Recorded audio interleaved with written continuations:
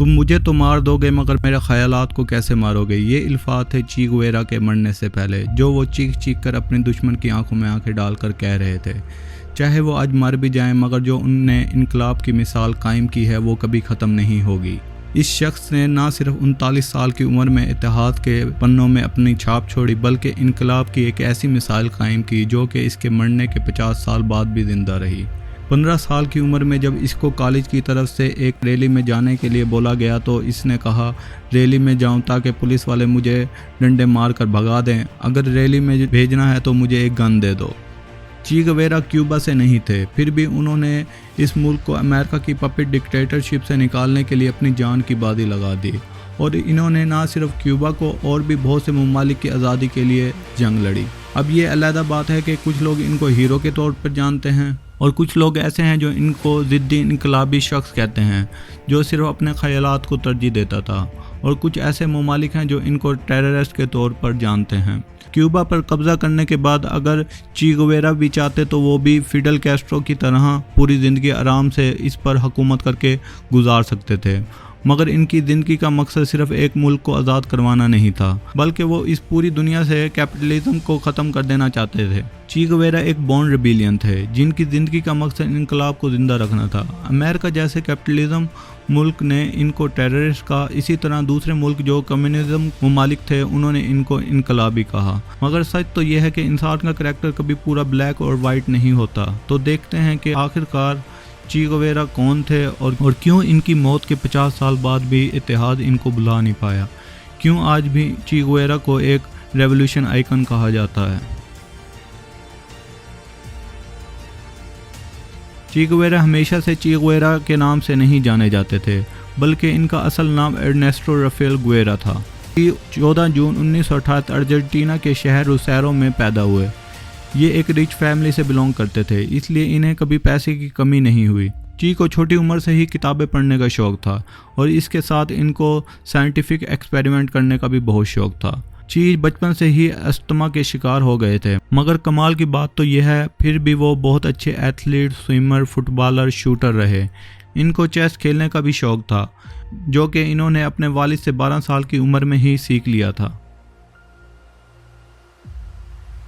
جب چی یونیورسٹی میں میڈیکل پڑھ رہے تھے تب ان کو دنیا گھومنے اور اس کو ایکسپلور کرنے کی دلچسپی پیدا ہوئی۔ یہ وہ جرنی تھی جس نے چی کو بالکل ہی بدل دیا تھا۔ انہوں نے پہلا سفر ایک سائیکل پہ کیا جو کہ 45 کلومیٹر کا تھا، جس میں انہوں نے ارجنٹینا کو ایکسپلور کیا۔ پھر انہوں نے اپنا دوسرا سفر شروع کیا۔ یہی وہ سفر تھا جس نے چی کو چی گویرا بننے پر مجبور کر دیا۔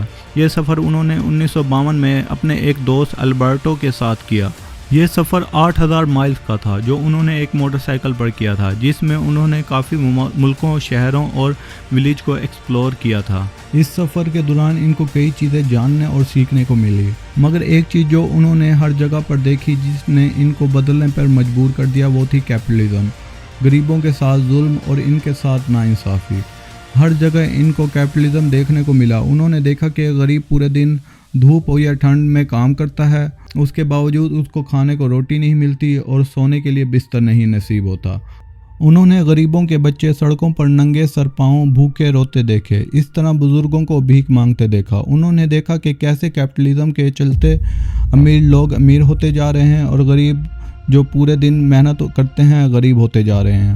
اس سفر کے دوران وہ ایک ڈائری بھی رکھا کرتے تھے جس میں انہوں نے یہ ساری باتیں لکھی تھی، اور اس میں انہوں نے اپنا پورا ایکسپیرینس لکھا تھا جو انہوں نے اپنی اس سفر کے دوران کیا تھا۔ بعد میں اس ڈائری کو ایک کتاب کے میں تبدیل بھی کیا گیا جس کو دی موٹر سائیکل ڈائریز کے نام پر پبلش کیا گیا، جو کہ نیو یارک ٹائم کی کئی دفعہ بیسٹ سیلر بک رہی ہے۔ اور اسی طرح ایک فلم بھی ان کے اوپر بنائی گئی جو 2004 میں دی موٹر سائیکل ڈائریز کے نام سے ہی بنائی گئی، اور اس فلم میں ان کا پورا سفر دکھایا گیا ہے۔ اس جرنی کے بعد چی نے پالیٹکس اور ریولوشن میں حصہ لینا شروع کر دیا تھا۔ اس سفر نے ان کو اتنا تبدیل کر دیا تھا کہ وہ ایک امیر فیملی کے ہونے کے باوجود اپنی پوری زندگی غریبوں کے لیے کام کرنے میں گزار دی۔ اب جو شخص اس جرنی سے واپسی لوٹ کر آیا تھا وہ اب چی گویرا بن چکا تھا۔ انہوں نے آتے ہی کیپٹلزم کے خلاف انقلاب شروع کر دیا تھا۔ انہوں نے اپنی ریولوشن کی شروعات گواٹیمالا سے کی جو کہ 1953 میں شروع ہوئی۔ اس وقت گواٹیمالا کے प्रेसिडेंट जेकब एरबन्स थे, जो कि कैपिटलिज्म के खिलाफ थे और वो भी गरीबों की मदद करना चाहते थे। मगर अमेरिका को ये चीज़ अच्छी ना लगी, इसलिए उन्होंने ग्वाटेमाला में तख्ता पलट करवा दिया और अपनी फ़ौजें ग्वाटेमाला में भेज दी। और जे गुएवारा अमेरिका की साजिशें बड़ी गौर से देख रहा था और ये चीज़ जे गुएवारा को बिल्कुल भी पसंद ना आई और उनको मालूम हो गया था कि अमेरिका ही सारी फसाद की जड़ है। और इसलिए चे गुएवारा ने वर्ल्ड वाइड रेवोल्यूशन के लिए कई प्लान बनाना शुरू कर दिए और इसकी शुरुआत ग्वाटेमाला से हुई। इसलिए उन्होंने अमेरिका को सबक सिखाने के लिए कई रेबेलियंस ग्रुप को ज्वाइन किया जो कि कैपिटलिज्म और अमेरिका के खिलाफ लड़ रहे थे। मगर इस वक्त ची एक पावरफुल ग्रुप ना बना पाए, इसलिए उनको ग्वाटेमाला छोड़कर जाना पड़ा।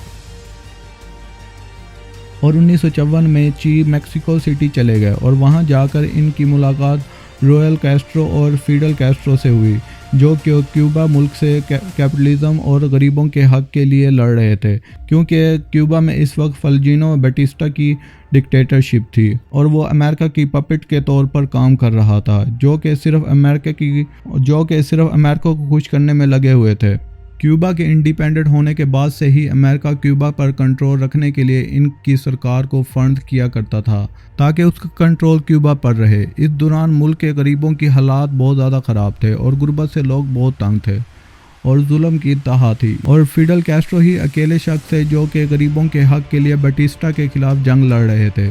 जब यह सब मालूम हुआ ची को, तो उसने कैस्ट्रो से दोस्ती कर ली ताकि वो मिलकर अमेरिका की पपेट गवर्नमेंट को क्यूबा से ख़त्म कर सकें। इसके बाद ची वेपनाइज रेवोल्यूशन के साथ क्यूबा में दाखिल हुए। कैस्ट्रो चे गुएवारा के आइडियाज़ और सोच से बहुत मुतासिर हुआ और इसलिए कैस्ट्रो ने चे गुएवारा को भी 26 जुलाई मूवमेंट्स का मेंबर बना लिया। इस मूवमेंट के अंदर उन्होंने क्यूबा की गवर्नमेंट पर हमला करना था, जिसमें 82 लोग शामिल थे और ची ने अपने साथियों को हथियारों और मेडिकल की भी काफ़ी ट्रेनिंग दी। और 26 जुलाई को जब उन्होंने हमला किया तो बैटिस्टा को इस हमले की भनक पहले से ही हो गई थी और इसलिए बैटिस्टा ने उन पर पहले ही हमला करवा दिया। और इसके बाद ची और कैस्ट्रो किसी तरह अपनी जान बचाकर सीरा के पहाड़ों में जाकर छुप गए। अब कैस्ट्रो चे गुएवारा के पास एक ही हल बचा था कि ज़्यादा से ज़्यादा लोग जमा करके इनको तैयार किया जाए ताकि वो एक बड़ी फ़ौज के साथ हमला कर सकें।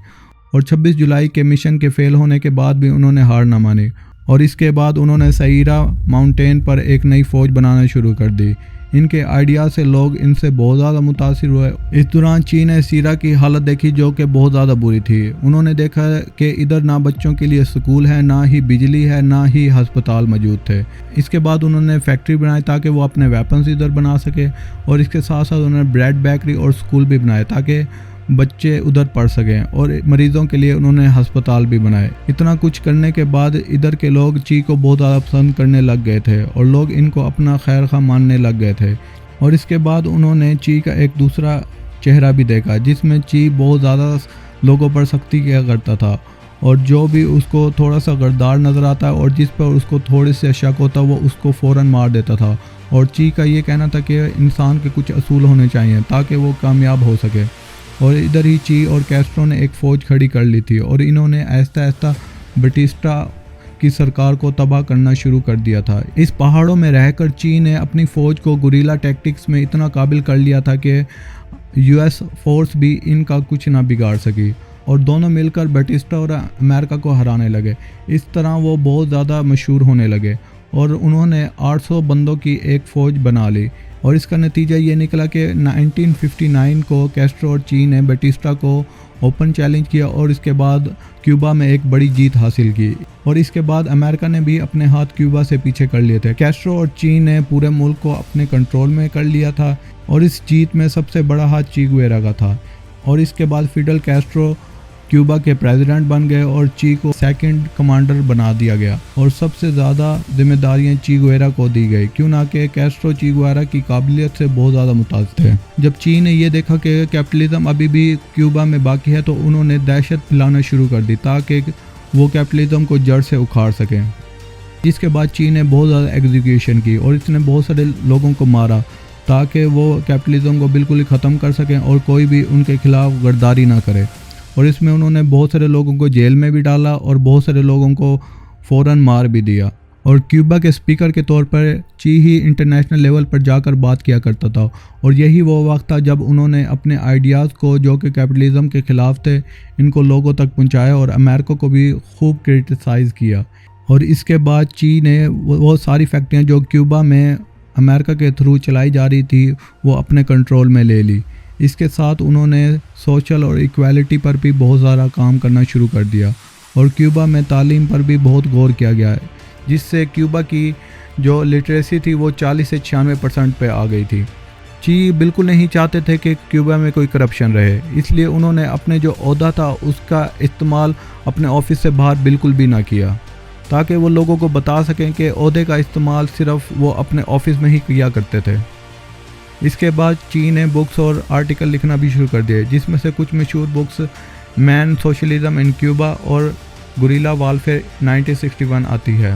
اور اس کے بعد USSR جو کہ امریکہ کے خلاف کولڈ وار لڑ رہا تھا، اس نے کیوبا کے ساتھ اچھے تعلقات بنانے شروع کر دیے۔ اب کیسٹرو اور USSR کے تعلقات اچھے بننے لگے، کیوں نہ کہ دونوں ممالک امریکہ کے خلاف تھے اور USSR امریکہ کو نیچا دکھانا چاہتا تھا۔ اور جب امریکہ کو USSR اور کیوبا کے ریلیشن شپ کا معلوم ہوتا ہے تو وہ اپنے سارے ڈپلومیسٹک ریلیشن شپ ختم کر لیتا ہے کیوبا کے ساتھ۔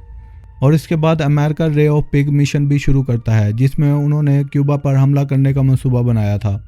اس کو انجام دینے کے لیے امریکہ کیوبا کے کچھ ایگزائل کیوبنز کو ٹریننگ دیتا ہے اور ان کو ہتھیار دے کر ان پر حملہ کرنے کو کہتا ہے، مگر کیسٹرو اور چی کی ملٹری بہت زیادہ اسٹرانگ ہوتی ہے، جس کی وجہ سے امریکہ کی یہ سازش ناکام ہو جاتی ہے۔ کیوبا نے اس اٹیک کو آرام سے مات دے دی، اور اس کے بعد چی اور کیسٹرو کا غصہ بہت بڑھ جاتا ہے، اور USSR اس کا فائدہ اٹھانے کی فل کوشش کرتا ہے، اور اس کے بعد وہ اپنے کچھ میزائل کیوبا میں انسٹال کروانے کی پیشکش کرتا ہے، اور اس کو چی اور کیسٹرو ایکسیپٹ کر لیتے ہیں اور اس پر کام شروع ہو جاتا ہے، کیوں نہ کہ USSR کیوبا کے ذریعے اپنا کام کروانا چاہتا تھا، اور کیسٹرو بھی کافی غصے میں تھا۔ کیسٹرو کا یہ سوچ تھی کہ اس میزائل کے انسٹال ہونے کے بعد امریکہ ان کو تنگ نہیں کرے گا، مگر یہ اس کا الٹ ہوا، اور اس کے بعد USSR اور امریکہ جنگ کے لیے میدان میں اتر گئے، اور حالات بہت زیادہ خراب ہونے لگے، اور کبھی بھی جنگ عظیم 3 شروع ہو سکتی تھی۔ پھر ان کے درمیان ایک معاہدہ ہوا جس میں امریکہ نے USSR کو کہا کہ تم اپنے کیوبا سے میزائل ہٹوا لو، اور اس کے بعد وہی ہوا، USSR نے اپنے میزائل کیوبا سے ہٹوا لیے، اور اس کے بعد کیوبا اور USSR کے رشتے میں درار آنے لگی، کیوں نہ کہ چی اور کیسٹرو میزائل کو ادھر سے ہٹوانا نہیں چاہتے تھے۔ دسمبر 1964 میں چی نے نیو یارک کا دورہ کیا، اور اس دوران یونائٹڈ نیشن جنرل اسمبلی میں کھڑے ہو کر بیان دیتے ہوئے چی نے USA اور امریکہ کو بہت زیادہ کرٹیسائز کیا، کیونکہ چی گویرا کیوبا پر امریکہ کی انٹرفیرنس اور ایئر فورس کے ذریعے ان پر نظر رکھنے کی وجہ سے کافی زیادہ ناراض تھے، جو اس اسمبلی میں انہوں نے صاف طور پر ظاہر بھی کی۔